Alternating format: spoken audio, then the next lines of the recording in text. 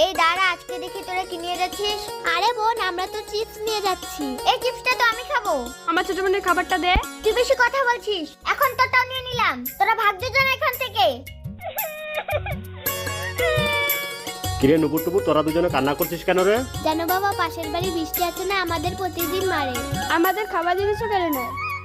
এই নে লাঠি দুটো দুজনে ভেঙে দেখা। বাহ, ভেঙে ফেললি। এখন এই দুটো একসাথে ভাঙ দেখি। বাবা, দুটো একসঙ্গে ভাঙতে পারছি না।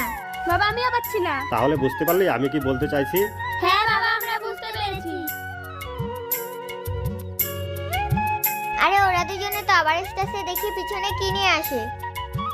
এই দাঁড়া তো, দেখি পিছনে কি নিয়ে আসলি। এই দেখ আমি কি নিয়ে আসলাম। এই দেখ, আমিও এনেছি। আরে আমি তো তোদের ছোট বোনের মতো, আমি তো মজা করেছি।